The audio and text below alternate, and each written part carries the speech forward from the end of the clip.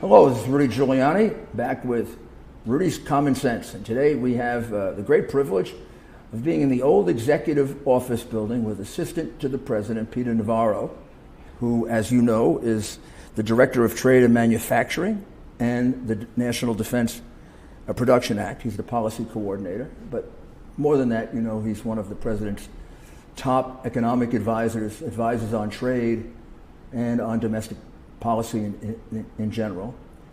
And Peter has been very much out front, oh gosh, even before the White House, on China. So we'll begin with China. Well, let me just say, great to be with America's mayor and one of the great warriors for this country. Well, thank you, Peter.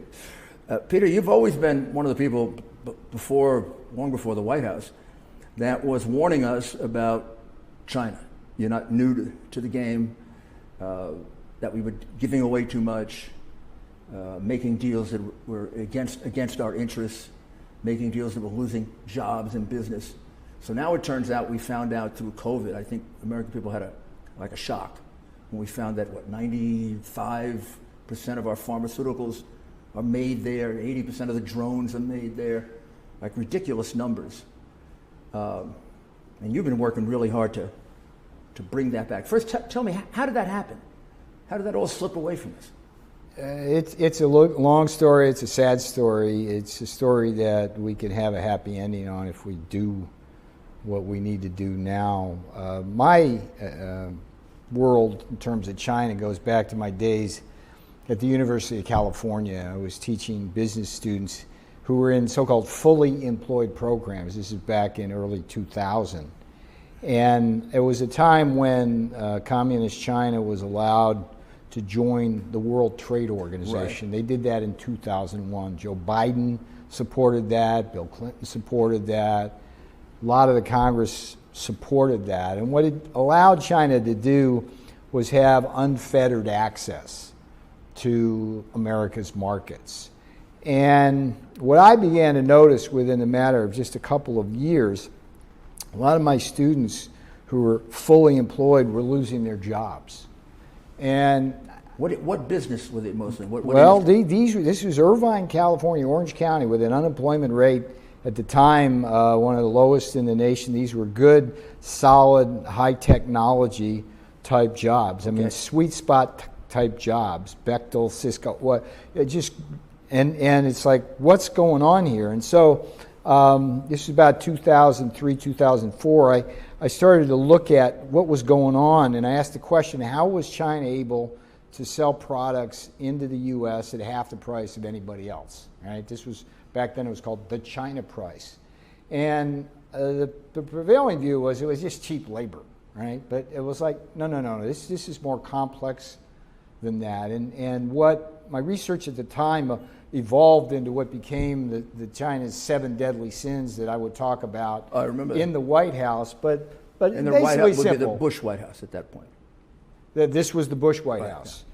But this what it was, Mayor, is that cheating, basically, stealing our intellectual property, forcing the technology transfer, pollution havens, having these massive state-owned enterprises that strategically would target American industries and then use a combination of massive subsidies and then hacking their computers to steal their secrets. That's how Huawei came about. It was all a combination of massive Chinese communist subsidies and then theft, right? So that resulted in a book called The Coming China Wars, which basically reads today like a government report, right? It explained. And when was that? What year was that? That was 2006, and that was the book that President Trump, would read, and in an interview in the Los Angeles Times, rated as one of his top 10 books on China, which is how I became then acquainted with the president and developed that relationship. But the point is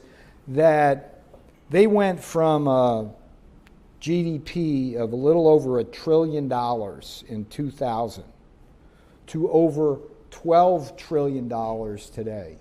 Okay, fastest growth in an economy, and it was all at our expense. And much of that expense came in what we would come to know as the Blue Wall states, which President Trump won to become president in 2016. It's Pennsylvania, Indiana, Ohio, Michigan. What did they take from them?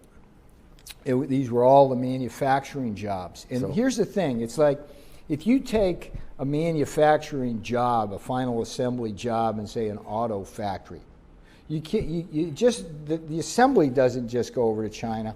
All the supply chains go with it. The 7 tiers of the supply chains, the various components that go into making that automobile or airplane or whatever it is. And so what China did, communist, mercantilist, authoritarian China, what they did systematically is take us apart. So in the 2000s, what they did, they cheated and they stole our jobs. What they're doing today is the Communist Party lied about that virus and Americans are dying. So we've got an existential threat. No doubt. That is, I think, the greatest threat this country has ever faced. We have a president who's the toughest on China of any president in history, but it is in some sense a low bar because Obama, Biden, nobody has been Bush, tough like that. Clinton, all the way back to Nixon and Kissinger, the whole thought was that if you somehow trade with China, they would become like us. They would become more affluent, middle class, and the economic engagement would lead to peace and democracy. That was the state of play. Did you ever believe that at an early stage? Never. No, I mean, you write a book called The Coming China No, Wars. I meant even before you noticed. Back in the 90s, let's say. I'll be honest, it wasn't on my radar screen. I mean, Right. I was a macro economist. Right. My job was always to forecast the economy to help businesses manage the ups and downs of the business cycle and help investors figure out where to put their money. And it was the epiphany in after 2001 that if I was going to do my job correctly, I had to understand China. Right. And once I understood China, I understood that this country was in grave jeopardy because of what these 7 deadly sins are. Mm-hmm. And to be clear here, it's like every day as we speak, China, communist China, people in uniform in Shanghai are hacking our business computers to steal our trade secrets. Right. This goes on to this day, even though in 2015, over there in the Rose Garden, Xi Jinping, the dictator of China, came and promised Obama they'd stop doing it. Right? They continue to steal our intellectual property despite the fact that the phase one deal. You remember that? Now we'll take a short break. Welcome back to our interview with Peter Navarro. They steal our intellectual property, even though they said they weren't going to do that in the phase one deal we signed in January. The intellectual property theft we've known for a long time, 20 years. I did an investigation of their stealing from one of our major companies' intellectual property theft on a pharmaceutical product. Yeah. That was clear. And this goes back 12, 13 years ago. Yeah. And it was one of hundreds. Yes. I don't know that we ever realized how much they acquired, like this 95% of antibiotics. But why was nothing really substantially done about the intellectual property theft? That was known. That's not a surprise. That is the why did the Bush people and the it's a the half Obama $1 trillion people do a nothing year about they that? steal us. Well, first of all, we have to understand who controlled this country before President Trump got elected. Who controlled the White House? These are the multinational corporations that chase cost advantages. Right? They don't salute flags. They chase cost advantages and kowtow to the Chinese and the dollar, right? So if it's easier to go to China for our supply chains, right? And here's the thing. Most of these corporate executives at the time were extremely naive. They would go to China and they would either think nobody was going to steal from us because that's not the norm, right? Or they thought they could outsmart the Chinese. Jeff Immelt, for example, General Electric, who drove one of the greatest companies in American history into the ground because he thought he could go to China and outsmart them, and they just picked him apart. So you ask me why we didn't do anything about it. It was a combination of greed and naivete. Mm-hmm. Very simple. And we still have that problem. It's like we can't think like them. okay? Most of us can't. The Right. president certainly does. He understands kind of how they think and what they're trying to do. But most of us kind of will say, well, it's peace. We can make peace with them. Trade's good. It's like, so we're at a pivot point here. And for me, the pivot was January 15th. Okay, that was the day that the Chinese Communist Party sent over a delegation to sign a trade deal, which we had worked very hard to do. And it was a great trade deal that the president was able to lead on.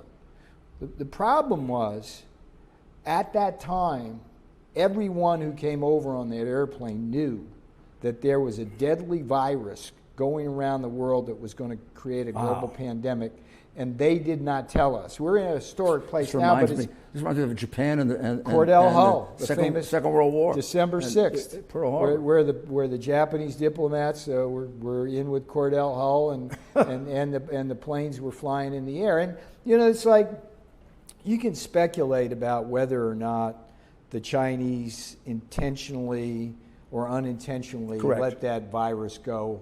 I think from the lab, everything points to that P4 weapons lab. Okay. So what you're saying is basically, in the Wuhan lab, it either was manufactured by them, which a lot of people doubt, or it escaped accidentally. Right. But they had a history. Remember, a year before, the UK filed a report saying that lab was very dangerous. Correct. For that very reason. Correct. Because they were negligent. Right. And way back, we banned laboratories like that and investing in laboratories like that under Obama because they were so dangerous. And then somehow NIH put millions of dollars 2015. And you know what they also did was that was a pretty irresponsible they changed decision. the policy on what's called gain of function. Do you know this? Gain of function, basically NIH basically said it was okay to pursue gain of function. Essentially, it means you can go genetically engineer viruses to change how they work. They did that at the same time that they gave them money. But the point is that whether or not that was done intentionally in terms of it came out of that lab. What was intentional, this is unequivocal, is they hid that virus from the world in terms of its pandemic potential for 2 full months. It was spawned in November in Wuhan. During December and January, they were well aware that this was human-to-human transmission that would cause a pandemic, but they hid behind the shield of the World Health Organization. One of the things they did, which was reprehensible, was go out around the world and buy up all the personal protective equipment, including over 2 billion N95 masks. And that hurt New York directly, by the way, because when shortages emerged, that was part of the problem. But the other thing they did, which I think is pure evil. It's like malicious insider trading. Yeah, exactly. At Southern a District deadly level, deadly, not just money, but deadly. Yeah, but the other thing they did, which in my judgment is pure evil. This is pure evil. They shut down their country to all travel so that people who might be infected would not infect other Chinese. They did not shut down travel from China to the rest of the world. Hundreds and hundreds of thousands of Chinese nationals were flying around the world. Now, that has to be, now this is my view, so you have to accept it, but that has to be deliberate to kind of even the score. We have to ask that question. Even the score. They knew this was going to be a big hit to their economy. We have to ask that question. They wanted to make sure it was a big hit to ours and everybody else's. See, these are the questions that, I mean, look, we need to know, was that from the lab? Was it genetically engineered? How did it escape? Why did you not tell the world that this virus had human-to-human potential? Why did you let people fly around the world while you locked down your own travel? And, this is, again, it's like they almost destroyed our manufacturing economy in the 2000s by cheating. Right? That cost us millions of jobs. Now, by lying to us, they've killed over 130,000 Americans. They've put over 40 million Americans on the unemployment line. And the costs of what the Chinese Communist Party has done to us is in the trillions. And I think the American people are going to be asking the question, should China pay for that? And I think most of the people are going to say, heck yes, they should. But you know what it reminds me of is if those places that were losing all those jobs to China, and it was obvious, factories closing, industries closing, pharmaceutical companies moving, who was fighting for them? Well, I can tell you who wasn't fighting for them. Who was fighting? I mean, you would think the congressmen, and I have to say, most of them are from Democratic areas. Why wasn't someone yelling and screaming, you're taking 20,000 of my jobs, 30,000 of my jobs? Most of this was happening during Obama with a Democratic administration. You know, there's a lesson here for this election cycle, because I remember the second book I wrote about China was called Death by China, and I did a film on it. And I specifically released the film in October of 2012, just before the election, and I released it in Ohio.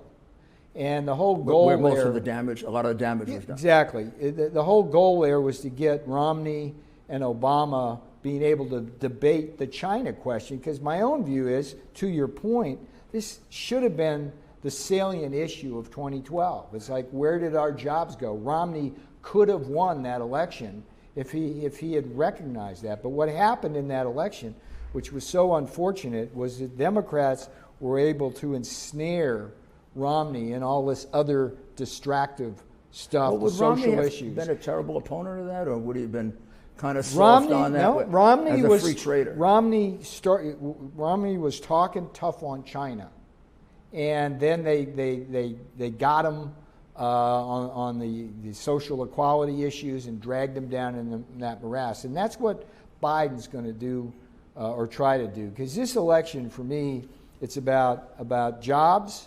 It's about China. It's about law and order with reforms. And all of those things are really about China. Because think about this. If you look at all the anger, frustration, and fear that's playing out now on the streets of America, what are people really angry about? Well, being locked up, losing their jobs, getting the virus. Who's responsible for all of that? Mm-hmm. The Chinese Communist Party. Right. Okay? So who should we be mad at? And I think that the left-wing media is doing a really overtime job trying to blame President Trump for everything, when in fact they give China a pass. But this is a... Yeah, I tried to defend him by saying that President Trump, I've never seen him eat bats. Well, how could he be the source of it? Yeah. It's totally ridiculous. I think this would be a good time to take a short break. Thank you for coming back, and we'll continue our interview. I've got to ask you this, though, sure, Peter. It seems really odd that with this obviously an issue, that China, however they got there, has taken over 90% of some key industries for us. Yes. And we're going to have to extricate ourselves from that and become independent. Isn't Biden too biased, soiled, corrupted by the fact that he took his son there on Air Force Two, lost every negotiation over trade, written up in the Times what an unsuccessful trip it was. But the Biden family had a nice week because they got $1.5 billion from the Bank of China. They did, yes. Now, why was that? How is that not relevant? The Bank of China became a partner with his son, Kerry's son, and Whitey Bulger's nephew. This is absurd, and it wasn't covered. And it does bear on, I don't know, you may think that Biden is honest. I don't. I think he's been a crook since the time his brother was making money in the Senate. I think he was a crook from the time he plagiarized in law school. I think once you plagiarize, it tells you something about a guy's character. And he repeated it again and again. His younger brother was making money off him when he was a senator, kind of like a grifter, and then he got up into the big leagues. But in any event, $1.5 billion is a lot of money, even for the Bidens, who had been stealing for a lot of years. Doesn't that just completely knock him out of any ability to do anything with China. They basically own them. A question for you. You ever meet a con man? Oh, many. Did you ever meet a con man? I made a career of it for a while. Understood. Did you ever meet one that wasn't a nice guy? Almost always a nice. Oh, Joe was a nice guy. See that? Yeah. Oh, yeah. You got it. No, look. 44 years in terms of dealing with trade policies. Voted for NAFTA, China into the World Trade Organization. As vice president during 8 years, he was the most traveled vice president in history to China.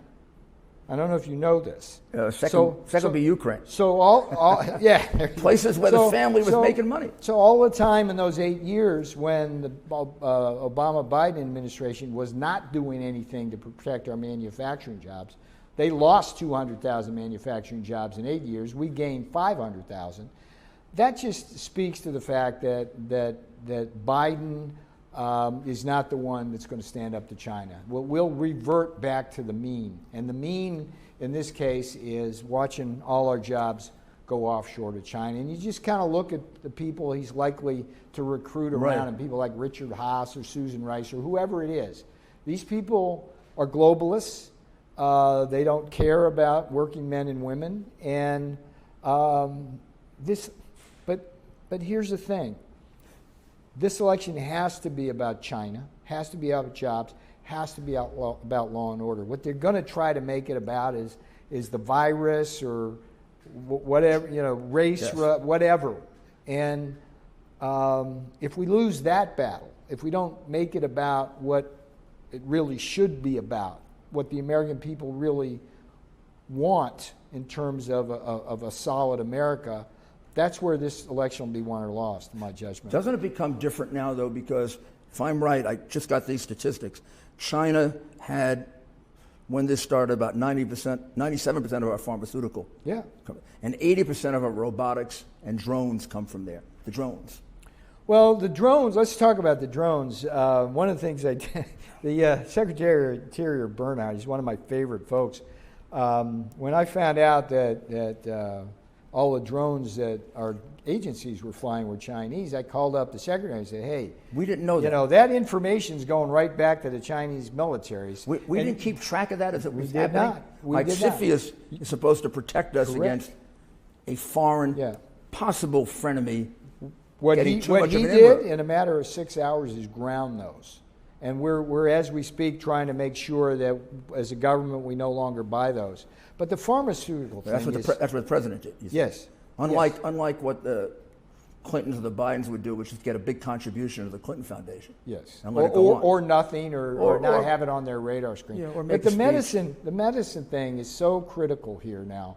We are dangerously dependent on pharmaceuticals.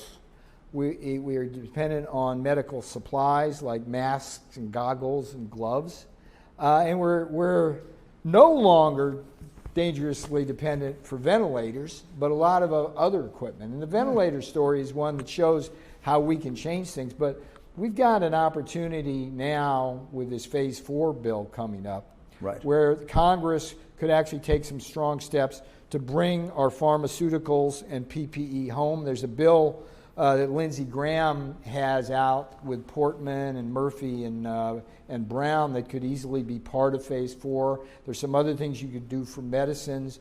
There's a very interesting bill that Japan passed in April. You'll love this one. They offered massive subsidies to any company, any Japanese company that would bring home their factories from China to Japan. And so far, it's 90 companies and counting that have taken up their offer. So there's a lot of things we can do, but if we don't do that, we are going to kowtow and kneel to the Chinese Communist Party when it comes time to protect ourselves. We'll take a knee to China, too? I mean, that's what Joe Biden's been doing for years. Right. I mean, that's what this country has been very successful for his family, It's kowtow. It's like, and so... I don't know, if your family was getting $1.5 billion, it might be a temptation. Although probably you wouldn't let your family do it because you're not a crook. I told you a little earlier, in my earlier thing, I was like on CNBC for like 10 years as a market analyst and stuff like that. I only mention it because it's very hard to get the Chinese to give you $1 billion for your hedge fund, right?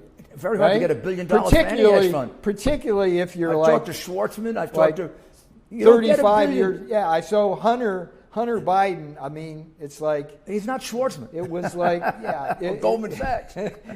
Yeah, he's Air Force Two is what he was. Air Force Two, and that's going to be and a surviving drug addict. Nobody, let's face it. Nobody should think that that's not going to be a major issue in this campaign. Well, it better be because the press buries it. Well, if he did that on his own, right, that would be one set of facts. But he did it with Air Force Two. Brought him right out with him, and came away with all that money, and it has to put everything he does. It's probably the only deal Joe Biden ever closed.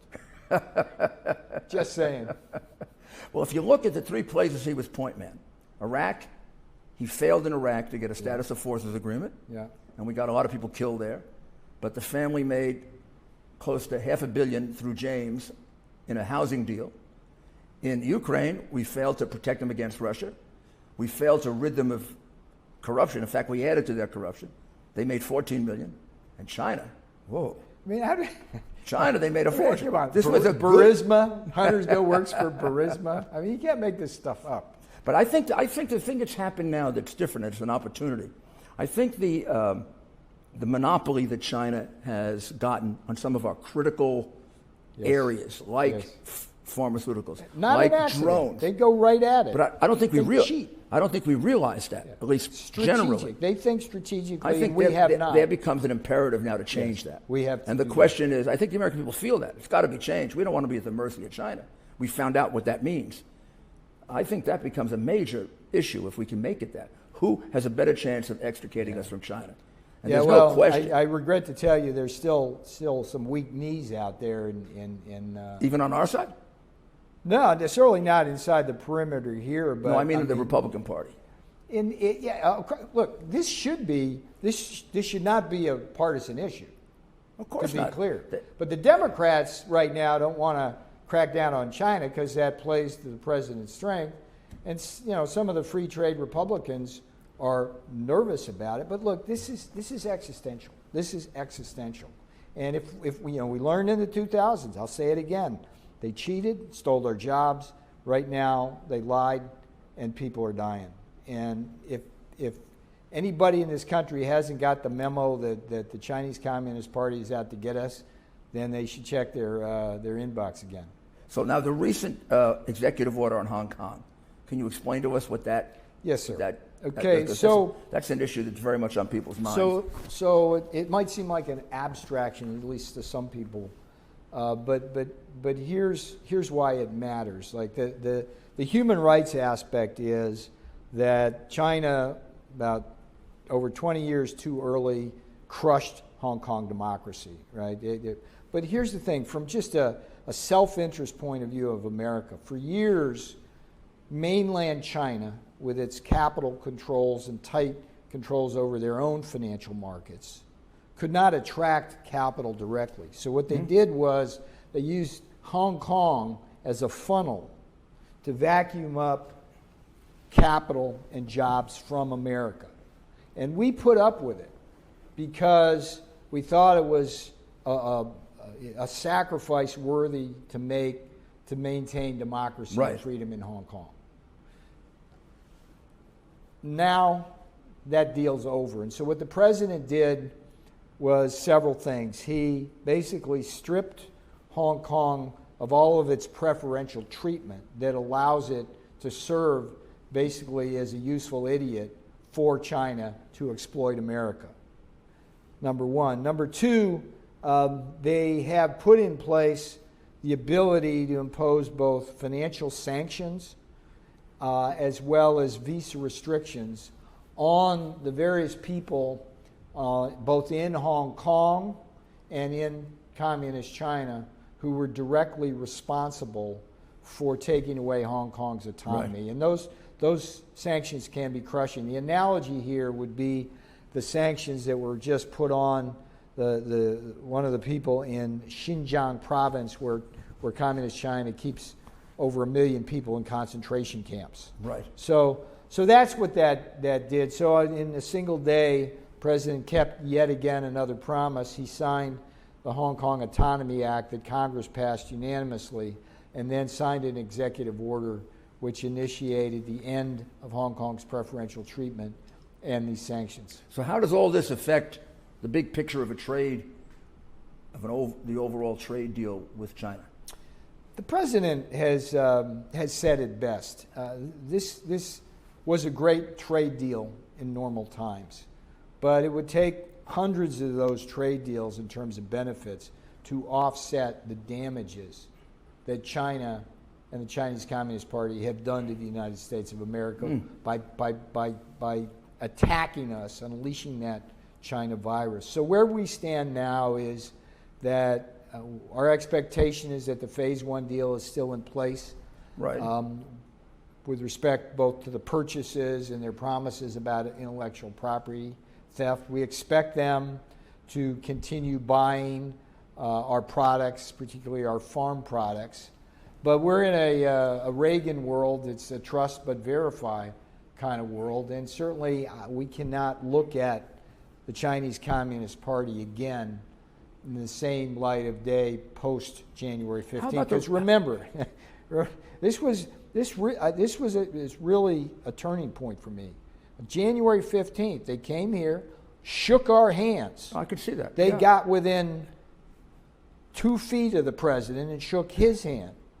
And I'm telling you, Mayor, by the time their plane was wheels up out of here and into international airspace, that was when they began telling us there was a problem. And they knew at that point how deadly and they knew in early December. And remember, what they did for 2 months, hoarded all the personal protective equipment, and pure evil, put Chinese nationals on gleaming, shining attack aircraft. I mean, this should hit close to home for you. You remember the Twin Towers better than anybody. I would say you okay. And you tell me if the Chinese Communist Party knew what they knew when they knew it, locked their own country down for travel, and then sent Chinese nationals to New York, Milan, and everywhere in between, you tell me what that was. Yep. Now, how do other nations react to it? Is there, at least at the beginning, there seemed to be a great deal of anger toward China. In Europe, is that still there, or is China trying to buy its way out of it? It's a mixed bag. The problem is that China has one of their biggest weapons is called debt diplomacy, right? This is their ability to offer massive sums of money to whatever country is willing to give them whatever it is they need. So, for example, you might think of Europe as a united kind of thing, right? Now, if you look at Greece, right? Greece is a fiscal basket case. It's sold at one of the prettiest ports and most strategic ports in the world to the Chinese Communist Party, right? Italy, another fiscal basket case, is deeply, deeply, deeply in the pocket of the Chinese Communist Party.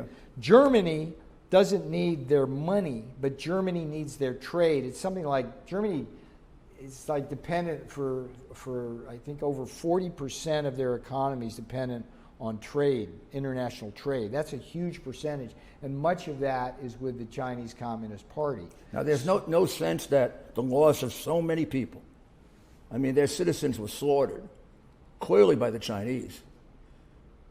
Will change that? I mean, there's a question, is there anything left to Western Europe? Is there a conscience left in Western Europe? We see some solid signs. For example, on the Huawei issue, we're seeing, for example, the United Kingdom just reversed their policy and now has taken a hard line.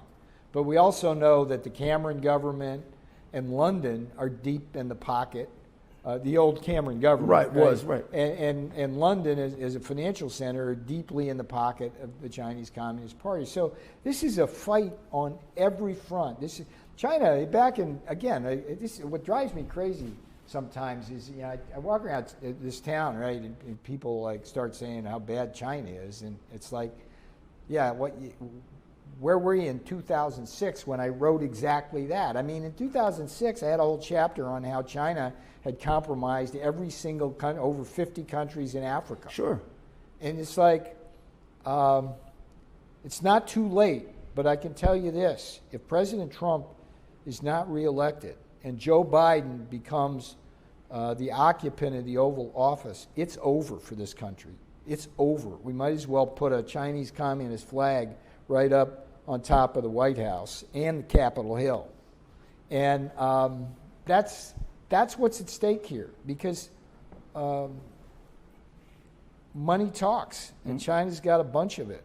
And these corporations, you probably heard or watched or read Bill Barr's speech last week, the Attorney General, and he called out corporations by name, the Apples, the Googles, the Microsofts, who basically put their own look at the NBA. Monetary interests above sports, NBA. Yeah. I mean, it's amazing. But I also noticed that last week Joe Biden plagiarized the Buy Trump, American thing. The Buy America program. That's the first time. My office is the tip of the spear of that office. He's been so I was particularly buy annoyed. China, buy Ukraine, buy Europe, buy any place else but America. It's a little annoying. Now, but the Buy America program, almost word for word, like Neil Kinnock's speech or the law review article he plagiarized in law school. Yeah. But, that's the highest form of flattery.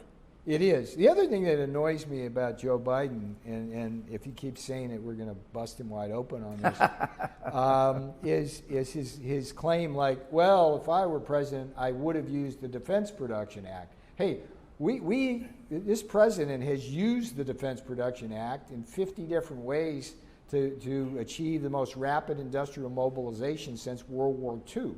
And so it's another example of how this guy is either out of touch with reality, Biden, or he simply tries to steal the president's thunder. And, I mean, the problem we have, and let's be honest about this, almost every single media outlet out there in the television land is against the president. It's just one constant, never Trump, anti-Trump spin. And you put the TV on every morning, and it's like the talking points for the DNC, Biden. Much worse than it's ever been. And it's out of control. Having been involved in 2016, this is much worse than 2016. This is out of control. It's absolutely, positively out of control, and shame on them. I mean, there's no journalism left anymore. But aren't they part of the problem? I mean, aren't they part of the... Look, I'm a prosecutor, so I see it as a conspiracy. This is a conspiracy to change our government, to make it... Richard Haas, you mentioned Richard Haas. Yes. Richard Haas, I think, would rather see a United States of the world. Yes, he would. With somebody in Paris or in Geneva. Maybe Obama could be, president of the world. And then America could just we could contribute our... I think you're right. We could contribute our little thing, but we're so bad. I mean, we're such a bad country. We were founded by a bad man. The man who led our revolution is another bad man. The guy who authored our independence, he's another bad man. I mean, they're all bad. All these Americans are evil. So you got to have like a... See, here's the thing about... This is a very sick philosophy, Peter. Here's the thing about the China virus. This is the most difficult issue a president in our history has ever faced, because it's a double bind, okay? If, on the one hand, you lock everybody up and shut the economy down, right? You may save lives directly by reducing the amount of people who get the virus, but you kill a bunch of people. It has to be. Through alcoholism, depression, suicide, there's all sorts of abuse going on. Or tests they never went to. Okay? So on the other side of that is if you open up the economy, right,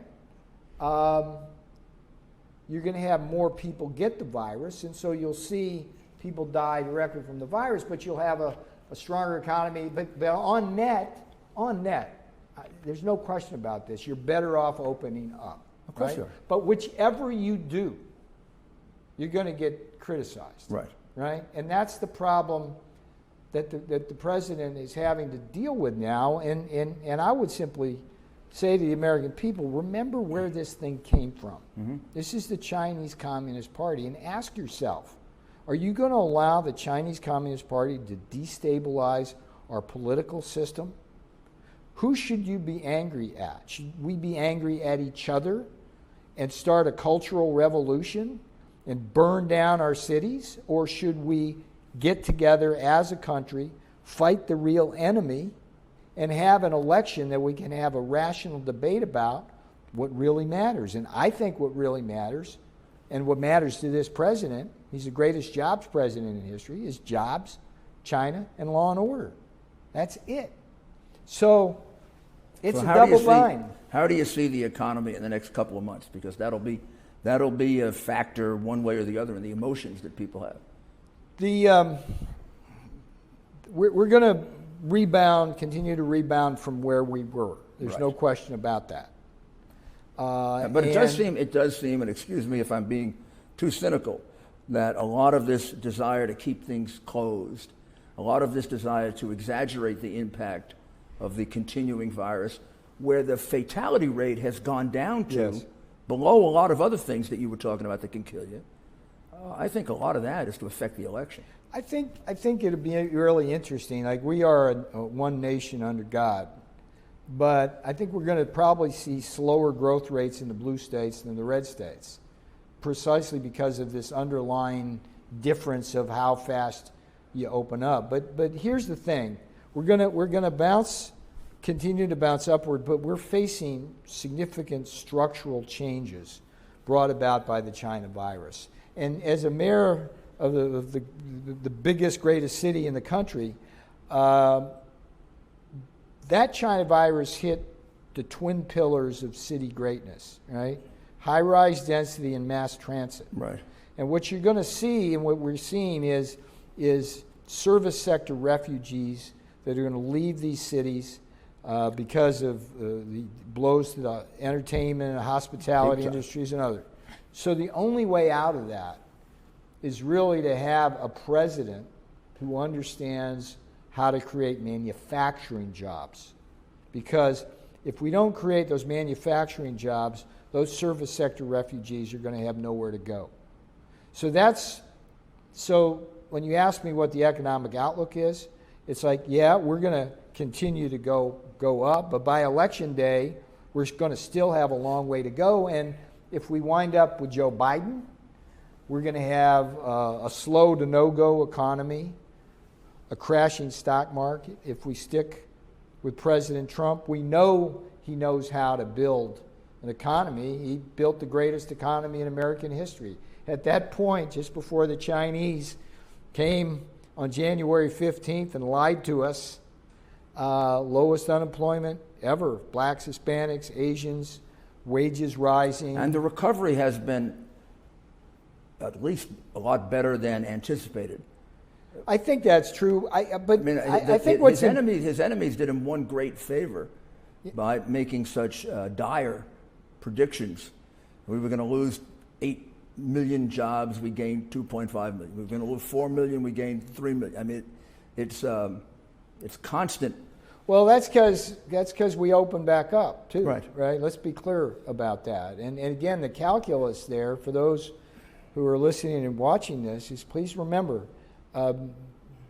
more people would die in a lockdown economy than an open economy. That's just real because of the alcoholism, depression, and suicide. So, but I would rather people understand that come election day, there's still 3-4 years of recovery that we're going to have to work our way through because of all these straightening out the structural relationship with China. That's a long term. Including that, and that's why this election.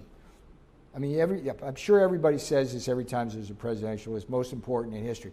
This is the most important presidential election. Well, you know why I think that hands down. I think, despite all the great prognosticators who say it's about coronavirus, I think something else has happened that's even more critical to the American people, and that's law and order.